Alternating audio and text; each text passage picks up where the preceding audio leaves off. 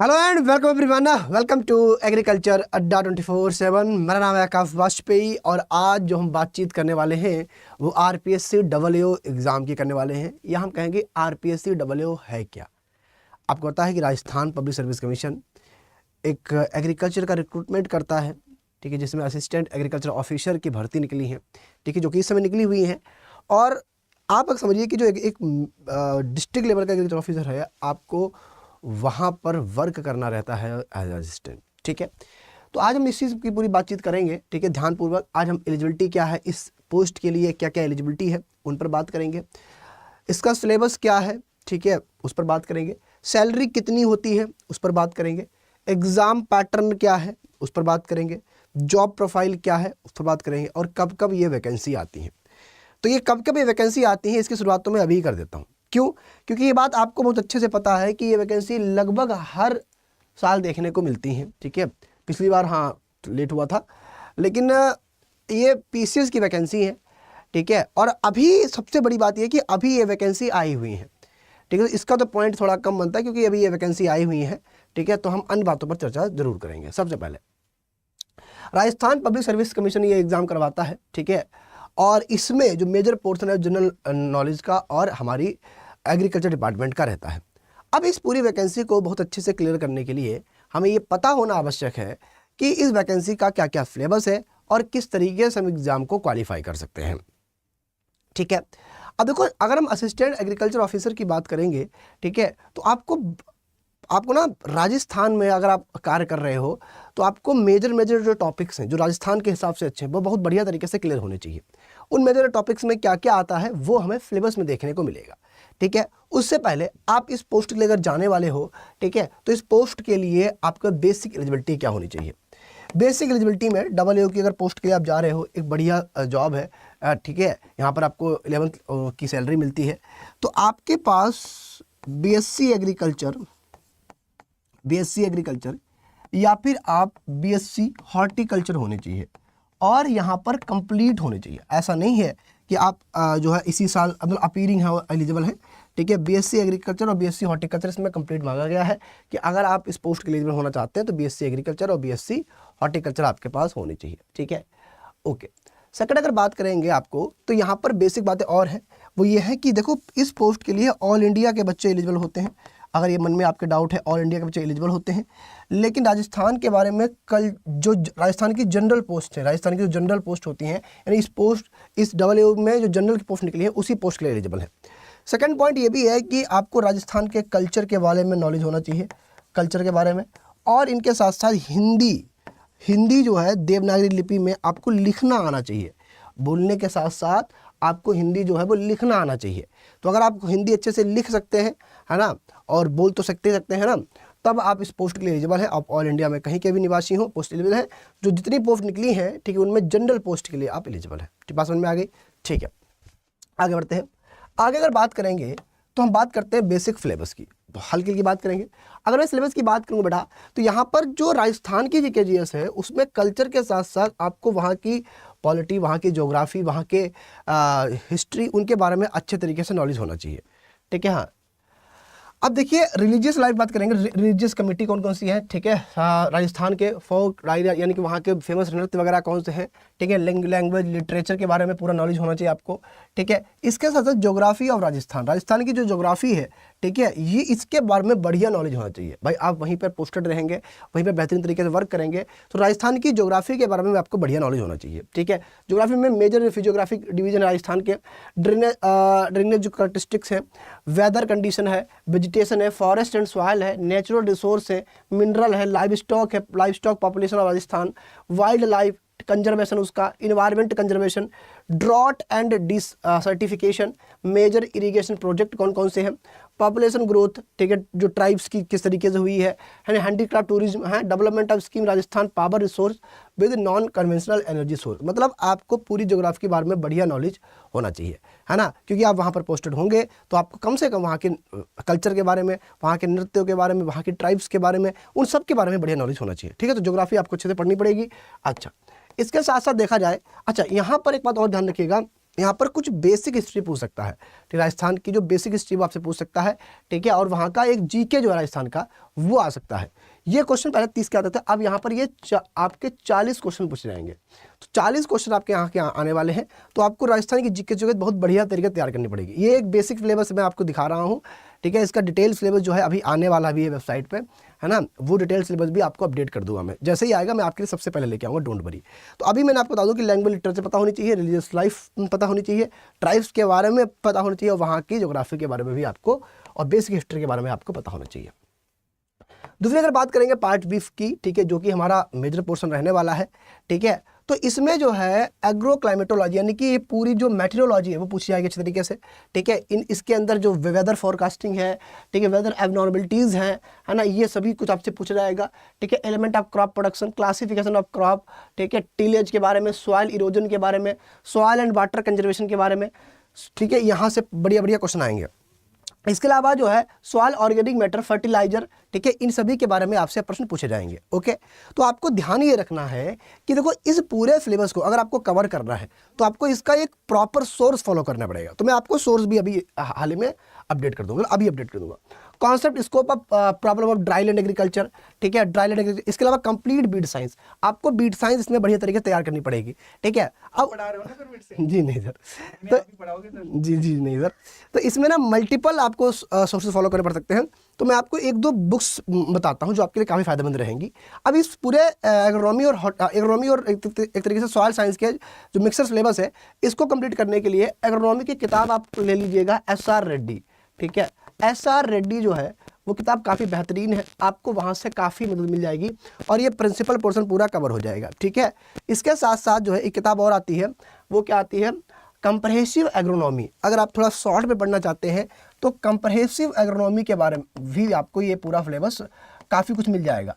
कंप्रहेसिव agronomy भी आपके लिए अच्छी किताब है जो आपको इसके बारे में हेल्प कर देगी, ठीक है। Objective and method of plant breeding, अब ये नेक्स्ट स्टार्ट होता है प्लांट ब्रीडिंग। प्लांट ब्रीडिंग जो है काफ़ी बेहतरीन है, ठीक है। यहाँ पर आपके पूरा मेंडल के बारे में आपसे पूछा जाएगा, ठीक है, सीड के बारे में पूछा जाएगा, यानी सीड साइंस भी आएगी और PGR भी आएंगे, ठीक है। तो प्लांट ब्रीडिंग के लिए किताब आप लिख सकते हैं, ठीक है, फुंदन सिंह राइटर का नाम है, ठीक है। फुंदन सिंह की एक बुक आती है प्लांट ब्रीडिंग की, आप उसे परचेज कर सकते हैं, आपको बहुत हेल्प करेगी, ठीक है। बेसिक सीड साइंस भी यहाँ से लगभग हो जाएगी, ठीक है।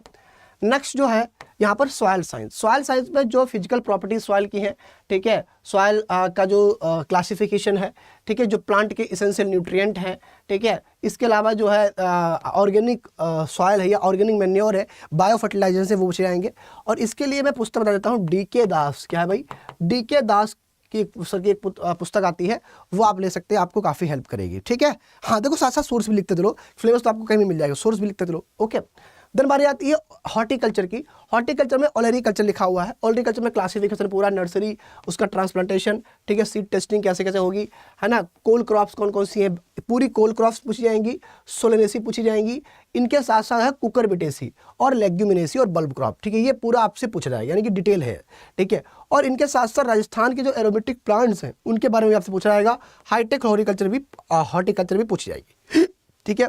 ऑर्नामेंटल गार्डनिंग पूछी जाएगी, लैंडस्केपिंग से क्वेश्चंस आएंगे और साथ साथ फ्रूट साइंस से भी क्वेश्चंस आएंगे, ठीक है।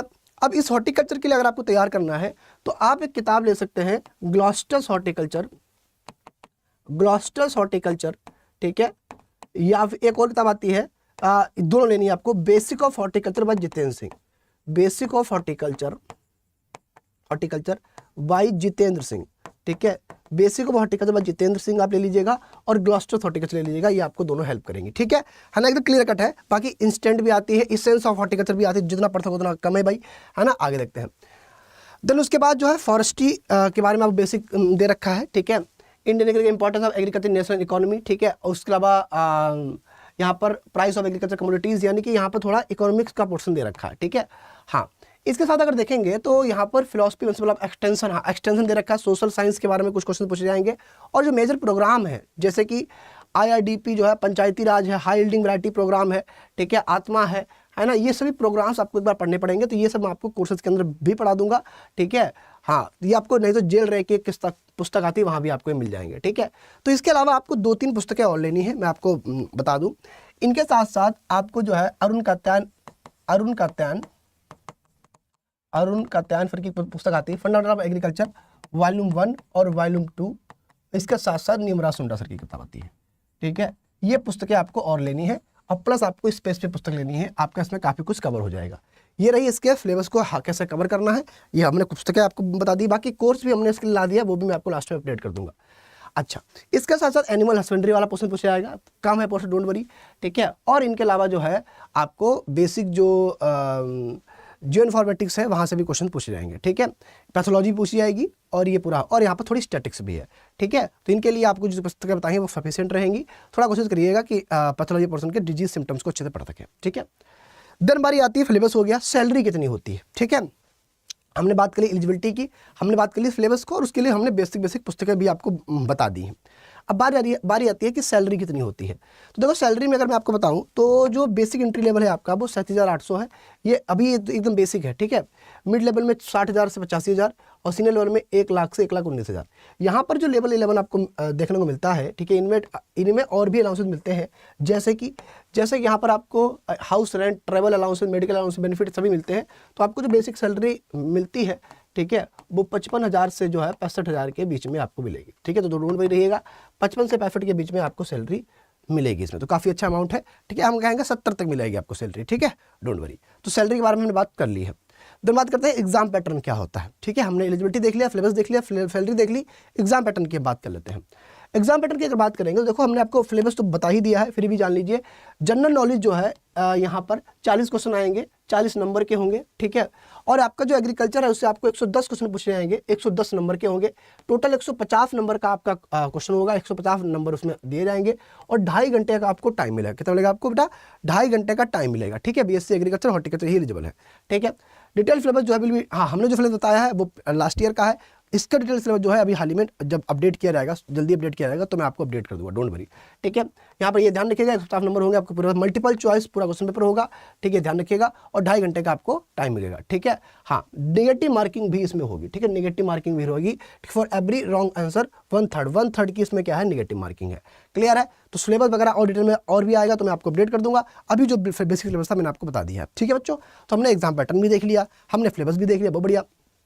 अब एग्जाम पैटर्न, अब जॉब प्रोफाइल क्या है देखो। अब यहाँ पर आपको बेसिक बात बता दूं कि हमने एग्जाम पैटर्न देखने के बाद अब जॉब प्रोफाइल यहाँ पर आपको आपकी जो पोस्टिंग होती है असिस्टेंट एग्रीकल्चर ऑफिसर के रूप में होती है। ठीक है, तो जितने भी एक तरीके से ब्लॉक लेवल के जितने भी कार्य हैं वो आपको करने रहते हैं। ठीक है, जो सुपरवाइजर वगैरह हैं वो आपको रिपोर्ट करते हैं। ठीक है, उनसे डाटा कलेक्ट करना और डिस्ट्रिक्ट मजिस्ट्रेट को आप जाके रिपोर्ट करते हैं। ठीक है, और बेसिक जो इंफ्रास्ट्रक्चर है, जो भी गवर्नमेंट की स्कीम्स आती हैं उनको बेसिक लेवल पर आपको ग्रामीण लेवल तक आपको इम्प्लीमेंट करवाना है। ठीक है, सुपरवाइजर का एक तरीके से का आप क्या हो, एक सुपरवाइजर हो, आप उनका एक सुपरवाइजर हो, आपको उन्हें जो है डायरेक्शन देनी रहती है। ठीक है, साथ साथ ग्रामीण स्तर पर भी आपको जाना रहता है। ठीक है, सर्वे वगैरह जो है वो करने रहते हैं। तो आपको बेसिक नॉलेज जो है अपनी ज्योग्राफी का अच्छे तरीके से होना चाहिए। ठीक है, ये इसका एक बेसिक काम है। क्लियर है? तो यहाँ तक आपको चीज़ें क्लियर हो गए होंगे मेरे हिसाब से।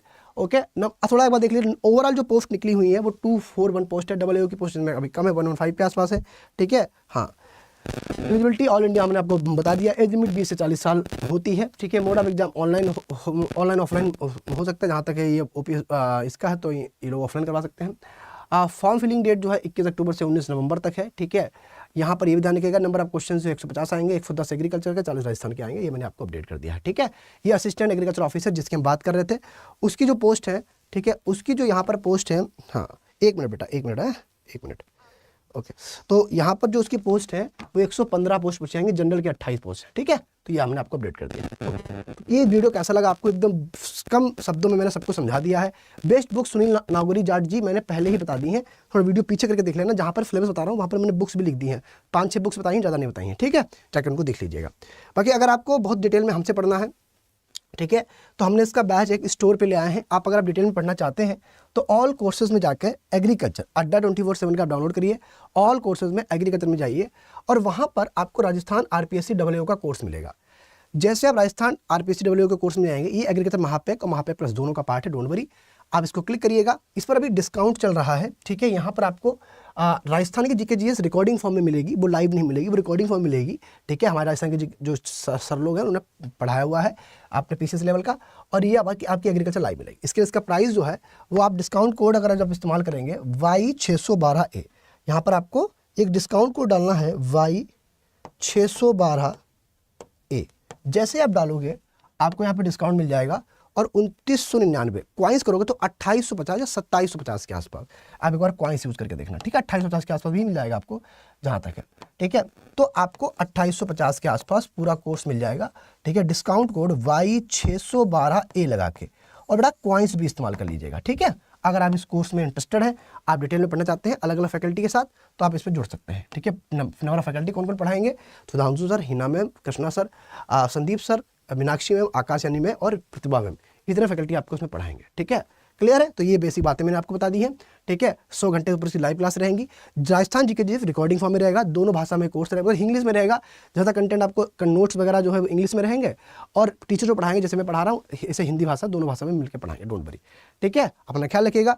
सेशन आपको कैसा लगा मुझे कमेंट में जरूर बताना, अपनी कमेंट में राय जरूर देना, और कुछ आपको पूछना हो तो कमेंट बताना, मैं अगला वीडियो ले आऊँगा आपके लिए। जय हिंद, जय भारत, राधे राधे। अपना ख्याल रखें, ठीक है, और अपना स्वभाव ऐसा रखें कि सब आपके साथ कंफर्टेबल रहें। जय हिंद, जय भारत, मस्त रहे, स्वस्थ रहे। Discount code Y612